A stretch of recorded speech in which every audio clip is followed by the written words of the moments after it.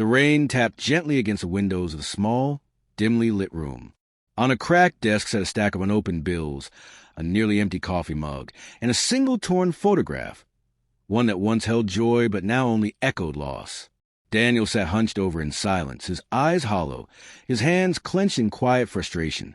It had been months since he last smiled, and even longer since he believed in anything, especially himself. The world had drained him. Every corner he turned seemed to lead him further into disappointment. First, he lost his job, downsized, they said. Then his fiancée, tired of waiting for a future he could no longer promise, walked out with cold finality. And now, the final eviction notice stared back at him from the kitchen counter like a cruel joke written in red ink. He wasn't always like this. Once, Daniel had fire in his soul and dreams that lit up every room he entered. But now he just wanted to disappear. As the thunder cracked outside, he whispered into the silence, "Why me, God? Why does it feel like you're just watching me break?" But there was no answer, only silence, heavy, suffocating silence. He dragged his feet to the mirror, avoiding eye contact with the reflection he no longer recognized. Eyes that once gleamed with hope now looked haunted. He wiped away the steam and stared deeply into himself, hoping, desperately hoping, to find some piece of the man he used to be. And then it came. A chill ran down his spine, not from the cold, but from something deeper, something ancient. It wasn't fear. It was presence. His ears caught the faintest whisper, not external, not spoken, but planted deep inside his soul. "You're being built for more." Daniel blinked. Had he imagined it? Was his mind finally cracking under the pressure? But then it echoed again. "You're not forgotten. This is not the end. I'm building something within you that the world cannot see yet." He stumbled back, breath caught in his throat. The mirror didn't crack, but his perception did. For the first time in weeks, he felt something, movement within the stillness, as if the silence had been a cocoon and something had finally begun to stir. That night, Daniel didn't sleep. He sat in his chair staring into the storm, no longer afraid of the lightning. In the midst of nature's fury, he found a calm he couldn't explain. Not peace, but purpose. The next morning didn't bring miracles. His bank account was still empty. The eviction notice remained. But something was different. A question had begun to gnaw at him. Not the usual "why me?" but what if everything falling apart wasn't a punishment, but a preparation? He stepped outside, breathing in the crisp air. For the first time, he didn't see the gray sky as oppressive. It looked honest, raw, real, like his life. He started walking, not with destination in mind, but with the need to move, to act, to push forward, even if it felt like he was dragging chains behind him. At the park, he sat on a weathered bench. An old man feeding birds looked up and gave him a small smile. There was something unsettling about the man. His eyes were far too sharp for someone his age. "You look like someone carrying 1,000 bricks," the man said softly. Daniel gave a weak chuckle. "Feels more like 2,000. The man nodded, tossing another handful of crumbs to the pigeons. "Sometimes the weight isn't a punishment. Sometimes it's training. You don't build strength with ease. You build it with resistance." Daniel looked at him, startled. "What do you mean?" The man turned to him fully now, and his gaze pierced straight through the facade Daniel wore. When metal is refined, it's not dipped in perfume. It's thrown into fire. When a seed is planted, it's not placed under a spotlight. It's buried in darkness. Silence stretched between them. "Why would God let everything in my life fall apart?" Daniel asked, his voice trembling. "Because he's not done building you," the man replied. "And sometimes, before he can add floors to your soul, he has to tear down the weak foundation." Daniel didn't know what to say. He blinked, and the man was gone. No footsteps, no sound, just gone, as if he had never been there. Daniel looked around, stunned. Was he hallucinating? But where the man had sat was a crumpled piece of paper. Daniel picked it up. It was a Bible verse, written in flowing script. "I will restore to you the years that the locusts have eaten." Joel 2, verse 25. From that moment, something awakened. Daniel didn't suddenly become wealthy. His situation didn't magically improve overnight. But inside him, a shift took root. He began reading again, books about growth, purpose, spirituality. He started journaling every night, capturing the thoughts that once drowned him. He stopped asking God why and started asking what now. He volunteered at a local shelter, realizing that his pain made him deeply empathetic to others. He began mentoring a few troubled teens who reminded him of himself, broken, angry, but not hopeless. For the first time in a long time, Daniel felt useful. He felt seen. And more importantly, he felt like he was finally seeing himself. Each small step brought with it an echo of that whisper. You're being built for more. One night, after a long day, Daniel was closing up the shelter when he noticed a journal left behind on a table. He opened it and froze. Inside were pages and pages of dark, self-hating words written by one of the teens he'd been mentoring. The last page read, "No one will miss me. I don't belong here. God forgot me." Daniel's heart pounded. He knew who had written it. Without hesitation, he ran into the night, searching. The city was dark, the streets deserted. But he knew where the boy might go, the old bridge over the river, the place Daniel himself had once stood when he thought about ending it all. And there he was. The teen stood at the edge, staring down into the black water below. Daniel called out, "I read your journal." The boy didn't move. "I know what it's like to feel invisible. I know what it's like to think you've been abandoned, but you haven't." Still, no response. Daniel took a step closer. "You're not a mistake. You're not forgotten. You're being built for more. I promise." The boy turned slowly. His eyes were swollen, his body trembling. Daniel continued, "Do you think I ended up at that shelter by accident? No. I was broken, too, and I was being rebuilt. Not for myself, but for you." The wind howled around them, but for a brief second, the world was still. The boy stepped back from the edge, and in that moment, Daniel knew this was what it had all been for.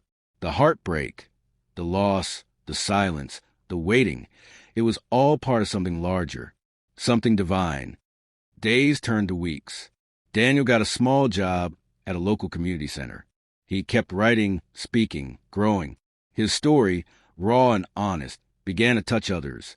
A podcast invited him to speak, then a radio station.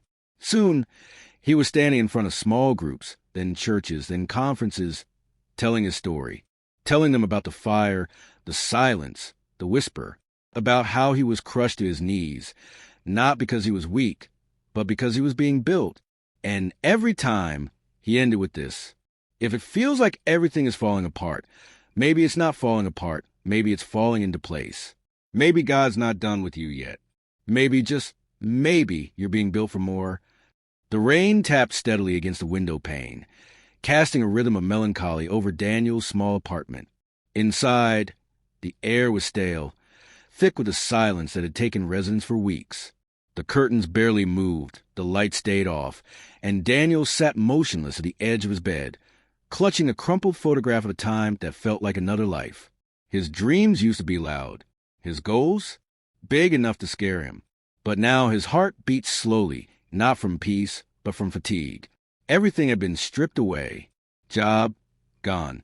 Relationship, ended. Family, disconnected. Purpose, extinguished. He hadn't stepped outside in days, and the only voice he'd heard was his own whispering to God in the dark, asking, "Why me? Why this? Why now?" There was no reply, just a sound of rain, and his own doubt whispering louder than hope ever could. He looked at his reflection in the mirror. Eyes once alive with fire were now dim, like a candle fighting a wind it couldn't see. He hated what he saw, not just a tired face, but the emptiness behind it. His shoulders sagged with invisible weight. His heart felt like it had been shattered and never quite reassembled properly. Then it happened, not a thunderbolt, not a voice booming from the heavens, just a feeling, like warmth pressing against the ice of his soul. A whisper he didn't hear with his ears, but felt in the deepest part of him. "You're being built for more." He blinked, startled. It wasn't audible, yet it was undeniable. A message, gentle but firm, pressed itself into his chest like a heartbeat not his own. This pain isn't punishment. It's preparation. He stood there for a long time, unmoving, letting the words echo. They weren't from his mind. His thoughts were chaos, fear, regret. But this was different. It carried peace, strength, intention. He sat back down, gripping the edges of his bed. His breathing slowed, not because his problems vanished, but because something deeper stirred. Hope. It wasn't loud, but it was real. For the first time in a long time, Daniel felt something more powerful than his pain. The next morning came quietly. The sky was gray, but the storm had passed.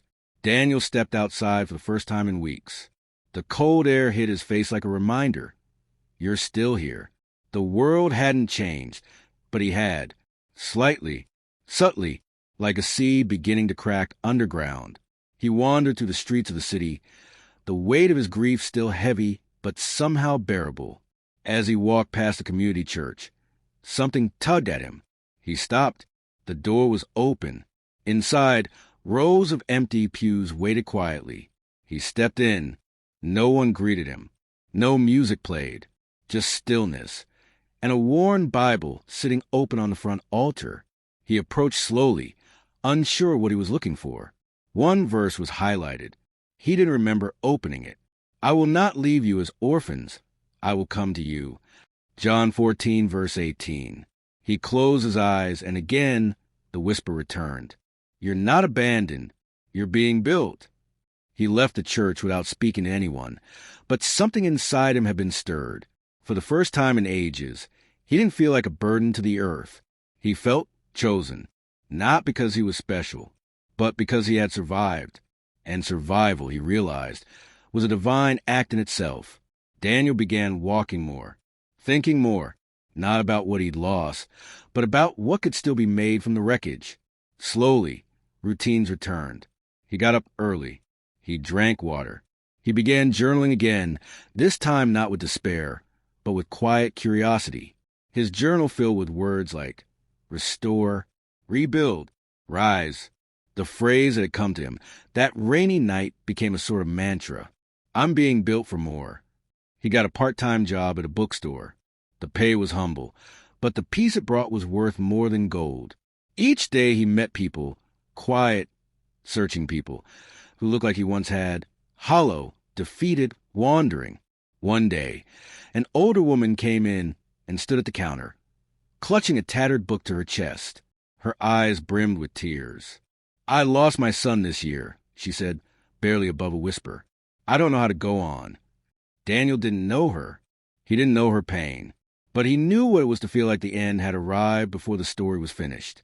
He simply said, sometimes the rebuilding hurts worse than the breaking, but that doesn't mean it's not sacred. She looked up, eyes trembling. What do you mean? He paused, then spoke the words that had once saved him. You're being built for more. The woman didn't respond right away, but something softened in her face. She nodded, clutched the book tighter, and whispered, thank you. Moments like that became frequent, not dramatic, not headline-worthy, but divine in their own quiet way. Daniel started a blog, just a small one.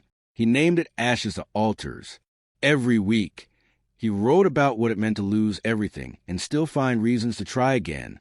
The blog didn't go viral. It didn't need to. It found the people who needed it, people who felt like they were breaking beyond repair, people who whispered into their pillows at night, God, are you even real? And to each of them, Daniel's message was the same. You are not forgotten. You're being built for more. Months passed. He saved enough to rent a small room with warm light and a desk by the window. He kept the journal by his bedside. He volunteered at shelters and spoke in youth centers, not as a preacher, not as a hero, but as a man who once stood at the edge and chose not to jump. One night, he got a call from one of the teens at the shelter, Tommy, angry, abandoned, and addicted to silence. Daniel had seen so much of his old self in the boy. The voice on the phone shook as it said, I don't want to be here anymore. Daniel's heart dropped. He asked where Tommy was. The line went dead. Without hesitation, he ran. Rain poured down again, just like that first night, But he didn't care. He knew where the boy would go. The rooftop of the old high-rise across town. The place he'd once thought of ending it all. He reached it, breathless and drenched. Tommy was there, standing near the edge, shaking. Daniel didn't shout. He didn't panic. He stepped close, looked into the boy's broken eyes, and said calmly, "I know this feeling. I know the silence, the rage, the loneliness. I know what it's like to think God forgot you." Tommy didn't respond. Daniel moved closer. "But listen to me, please. This pain you feel is not the end. It's the beginning of something sacred. I swear it. You're not cursed. You're being carved. And I know, right now, that doesn't feel like mercy." He stepped even closer.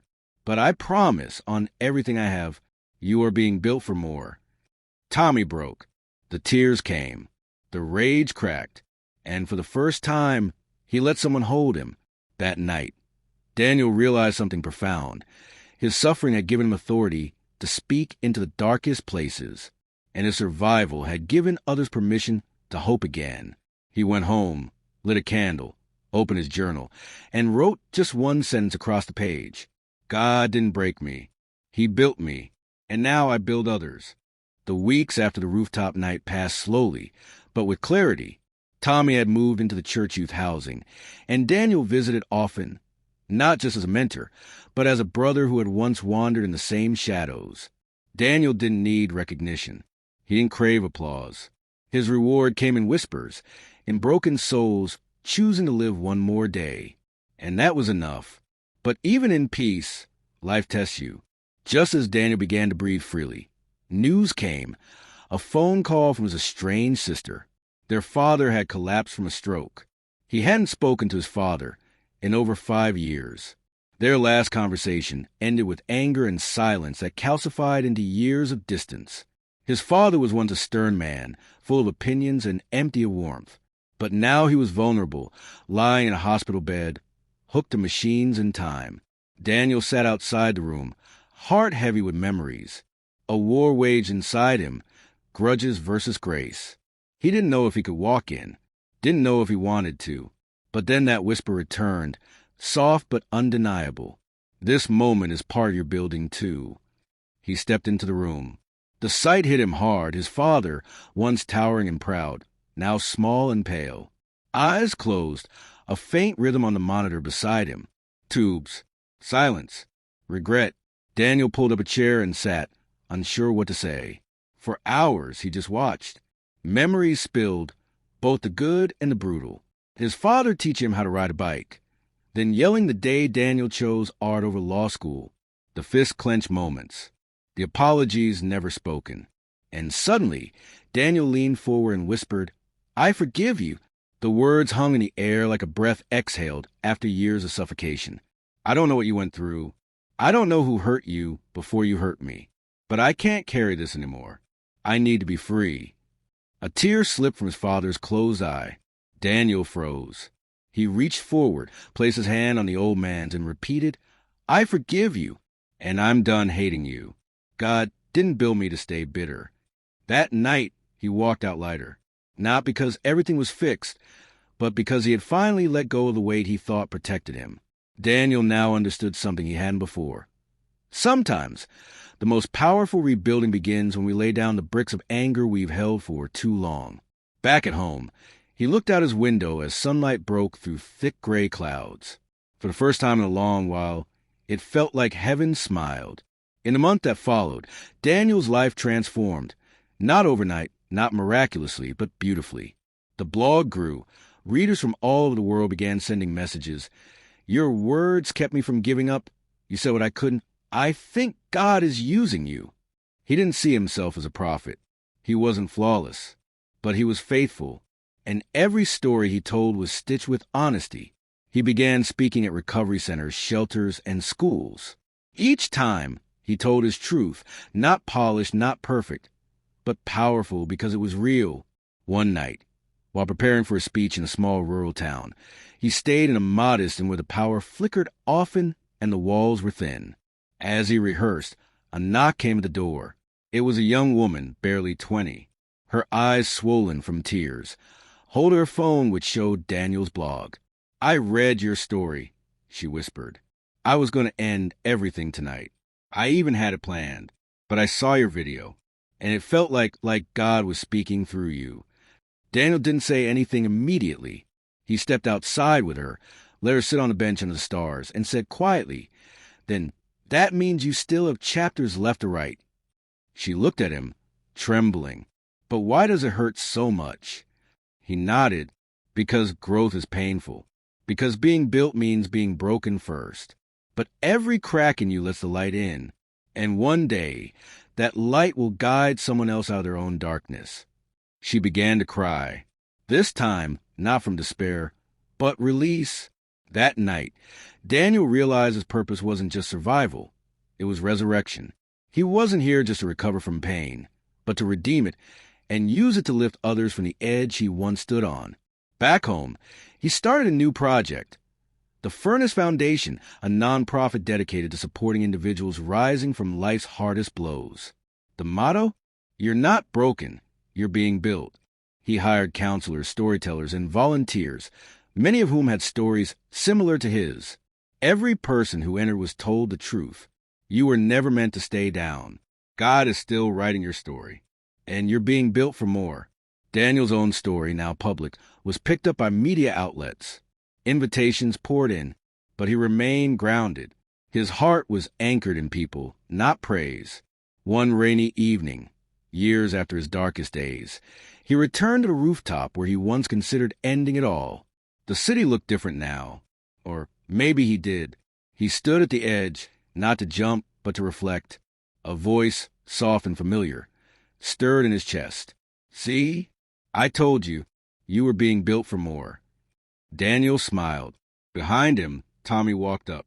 Taller now, stronger, clean for a year and helping mentor teens just like Daniel once did. "You good?" Tommy asked. "Yeah," Daniel said, just remembering. They stood together, not in silence, but in strength. As they walked down from the rooftop, Daniel looked up at the sky, whispered, "Thank you," and stepped into the future he once believed didn't exist. Because in the end, the pain hadn't been his prison. It had been his preparation. And maybe that's what someone watching needs to hear right now. That what's crushing you today might just be the very thing building you for tomorrow. You're not being destroyed. You're not being punished. You're not forgotten. You're being built for more.